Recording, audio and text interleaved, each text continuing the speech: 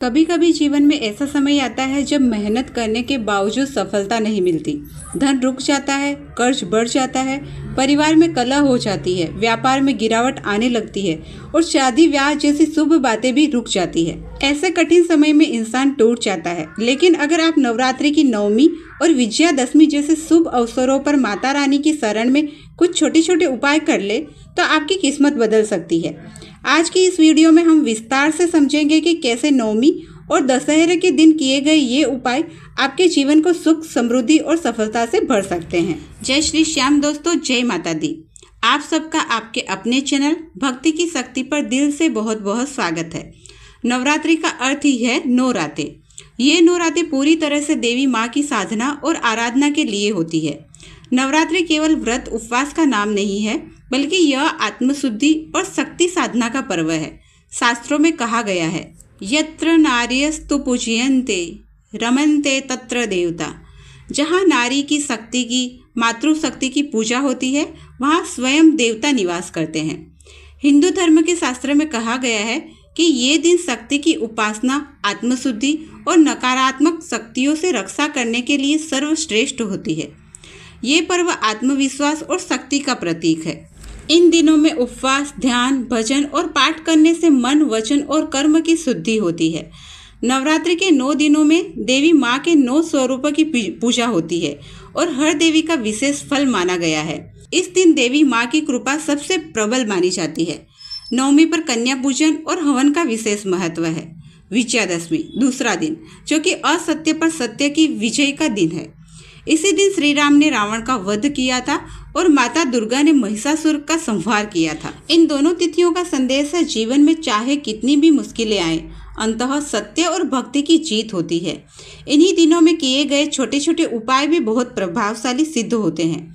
दोस्तों सोचिए, अगर आपके घर में हर दिन हंसी खुशी का माहौल हो, परिवार में कोई विवाद या कलह न हो, रुका हुआ पैसा आसानी से वापस आ जाए, व्यापार में ग्राहकों की भीड़ और लाभ की वर्षा हो और शादी ब्याह जैसी शुभ बातें भी आसानी से संपन्न हो जाए, तो जीवन कितना सुखद और आनंदमय हो जाएगा। इसी सुख को पाने का अवसर है नवमी और दशहरा। अब आते हैं मुख्य विषय पर, वे अचूक उपाय जिन्हें नवमी और दशहरे के दिन करने से जीवन की हर रुकावट दूर हो सकती है। सबसे पहले बात करते हैं उपाय नंबर 1 की, जो परिवार में सुख शांति के लिए है। अगर आपके घर में झगड़े होते हैं, पति पत्नी की नहीं बनती और घर में अशांति का माहौल रहता है, तो आप यह उपाय कर सकते हो। इसके लिए आपको नवमी के दिन सुबह स्नान करके घर के मंदिर में माँ दुर्गा की प्रतिमा या तस्वीर के सामने घी का दीपक जलाना है। फिर परिवार के सभी सदस्य मिलकर ओम दुर्गाये नमः का 108 बार जाप करना है। इसके बाद घर की सबसे बड़ी महिला सभी को मीठा प्रसाद खिलाए। इससे घर में शांति, प्रेम और एकता बनी रहती है। अब बात करते हैं उपाय नंबर 2 की, जो है कर्ज मुक्ति के लिए। जिन लोगों के सिर पर हजारों का, लाखों का या फिर करोड़ों का भी कर्ज है, तो यह उपाय करने से आपका कितना भी बड़ा कर्ज हो, उससे आपको मुक्ति मिल जाएगी। तो उसके लिए आपको दशहरे के दिन पीपल के पेड़ के नीचे दीपक जलाना है और वहाँ एक तांबे का सिक्का रखना है। फिर ओम नमः शिवाय का 21 बार जाप करना है। उस सिक्के को घर लाकर अपनी तिजोरी में रख दे। मान्यता है कि धीरे धीरे कर्ज का बोझ उतरने लगता है और नए आय के स्रोत खुलने लगते हैं। अब हम बात करते हैं उपाय नंबर 3 की, जो कि है, अगर आपके व्यापार में लाखों पैसे फंसे हैं या आपने किसी को माल तो दे दिया है पर आपके पैसे नहीं आ पा रहे हैं, यानी आपके पैसे अटक गए हैं, तो वह अटके हुए पैसे वापस लाने के लिए आपको यह उपाय करना है। उसके लिए आपको नवमी की रात को 5 कोड़ियाँ और 5 गोमती चक्र माँ लक्ष्मी के चरणों में रखनी है।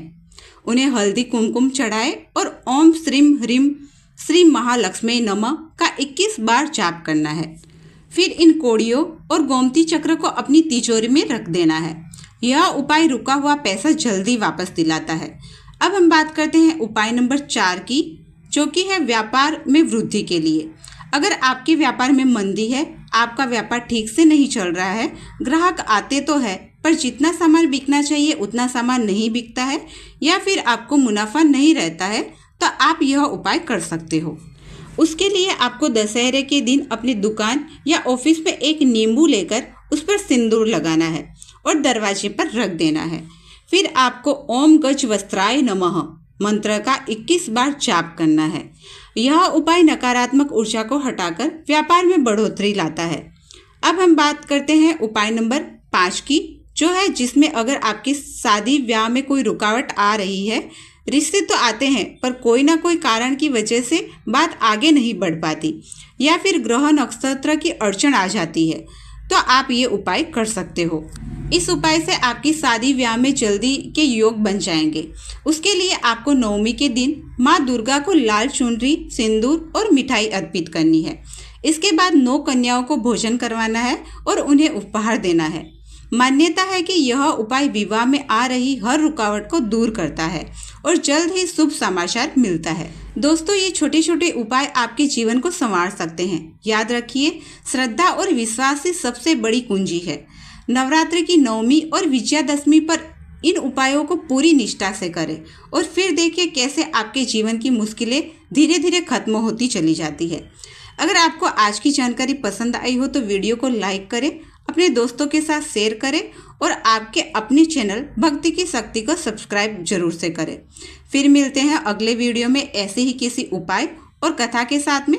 तब तक के लिए जय श्री श्याम, जय माता दी।